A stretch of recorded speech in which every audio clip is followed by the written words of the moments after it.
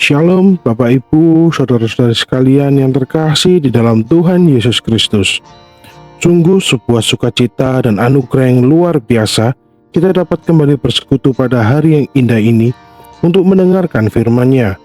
Hari ini kita diberi kesempatan untuk belajar lagi tentang salah satu inti dari iman kita, yaitu kasih dan pengampunan. Sebelum kita membaca dan merenungkan firman Tuhan yang lebih dalam, marilah kita satukan hati dan pikiran kita. Mari kita tunduk kepala sejenak untuk berdoa. Bapa kami yang ada di surga, terima kasih untuk hari yang baru ini. Terima kasih untuk nafas kehidupan dan kasih setiamu yang tak pernah berkesudahan. Saat ini kami rindu untuk mendengarkan suaramu melalui firman-Mu.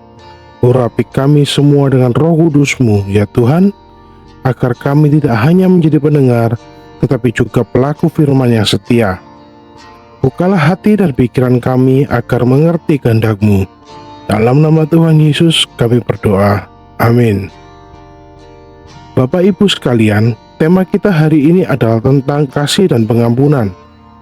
Kita akan melihat dua ayat yang sangat indah dan saling menguatkan, yaitu dari Efesus 4 ayat 32 dan Kolose 3 ayat 13. Kedua ayat ini ditulis oleh Rasul Paulus kepada jemaat di kota yang berbeda, yaitu kota Efesus dan kota Kolose. Namun, pesannya luar biasa serupa. Paulus tidak sedang menulis teori teologi yang rumit. Ia sedang memberikan nasihat yang sangat praktis tentang bagaimana seharusnya orang-orang percaya hidup bersama sebagai satu komunitas, sebagai satu keluarga di dalam Kristus.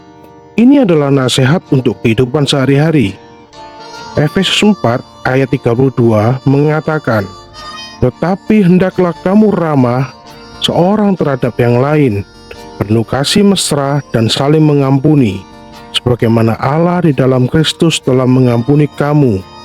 Dan Kolose 3 ayat 13 mengatakan yang sama, "Sabarlah kamu seorang terhadap yang lain, dan ampunilah seorang akan yang lain apabila yang seorang menaruh dendam terhadap yang lain. Sama seperti Tuhan telah mengampuni kamu, kamu perbuat jugalah demikian." Perhatikan kata kunci yang diulang di kedua ayat ini, yaitu kalimat sebagaimana atau kalimat sama seperti. Tuhan telah mengampuni kita. Inilah pesan utamanya.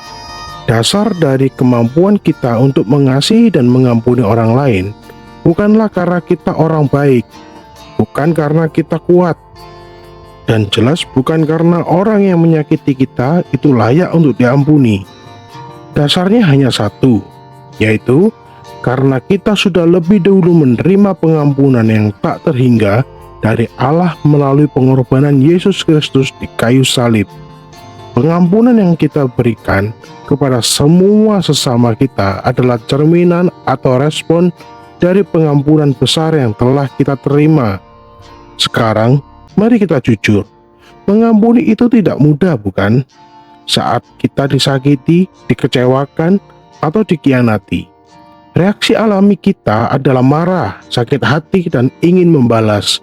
Kita sering berpikir, dia tidak pantas untuk dimaafkan. Bayangkan ilustrasi sederhana ini. Ada seorang teman di kantor atau di lingkungan kita yang menyebarkan gosip tidak benar tentang kita. Hati kita pasti sakit. Kita ingin menjauhinya. Bahkan mungkin kita membalas dengan menceritakan kejelekannya. Inilah saatnya firman Tuhan itu menjadi relevan. Ketika godaan untuk menyimpan dendam itu muncul, kita berhenti sejenak dan mengingat, berapa banyak dosaku yang sudah diampuni Tuhan? Tak terhitung pastinya. Jika Tuhan yang Maha Kudus saja mau mengampuni aku yang penuh salah, siapakah aku? Sehingga tidak mau mengampuni kesalahan temanku yang hanya seujung kuku dibandingkan dosaku kepada Tuhan. Mengampuni bukan berarti melupakan rasa sakitnya, tetapi memilih untuk melepaskan hak kita untuk membalas. Ini adalah keputusan untuk membebaskan diri kita sendiri dari beban kebencian dan kepahitan. Kasih yang sejati, seperti disebut di Efesus, itu adalah menjadi lem atau perekat yang merekatkan kembali hubungan yang retak setelah pengampunan terjadi. Saudara-saudari yang terkasih, firman Tuhan hari ini mengingatkan kita, mungkin saat ini adalah nama atau wajah seseorang yang muncul di benak kita. Seseorang yang telah menyakiti kita dan kita masih menyimpan beban itu di hati.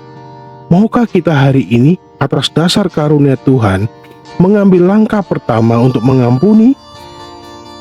Bukan untuk mereka, tetapi untuk ketaatan kita kepada Tuhan dan untuk kelegaan jiwa kita sendiri. Langkah itu mungkin sederhana, yaitu sesederhana berdoa, Tuhan, aku melepaskan pengampunan untuknya. Tolong aku tidak sanggup sendiri. Jadi saudara, di sini hari ini kita diingatkan bahwa kunci untuk bisa mengasihi dan mengampuni sesama adalah dengan selalu mengingat betapa besarnya pengampunan yang telah kita terima dari Tuhan Yesus.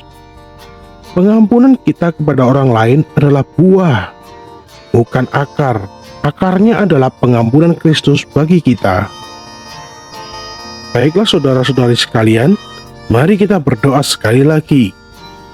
Bapa yang penuh kasih, terima kasih untuk firman-Mu yang hidup. Kami mengaku, seringkali kami sulit untuk mengampuni orang yang menyakiti kami. Kami menyimpan dendam dan kepahitan. Ampuni kami ya Tuhan. Hari ini kami mau belajar taat. Beri kami kekuatan dari Roh Kudus-Mu untuk melepas setiap beban kebencian dan menggantinya dengan kasih dan pengampunan-Mu. Mampukan kami untuk mengampuni, sama seperti Engkau telah mengampuni kami di dalam Kristus. Terima kasih Bapa. Di dalam nama Tuhan Yesus kami berdoa dan mengucap syukur. Amin. Saudara-saudariku, janganlah berjuang sendiri. Ingatlah bahwa kasih karunia Tuhan cukup bagi kita. Saat kita memilih untuk taat dan mengampuni, Dia akan memberikan kekuatan dan damai sejahtera yang melampaui segala akal. Tuhan Yesus memberkati kita semua. Sampai jumpa dalam renungan yang berikutnya.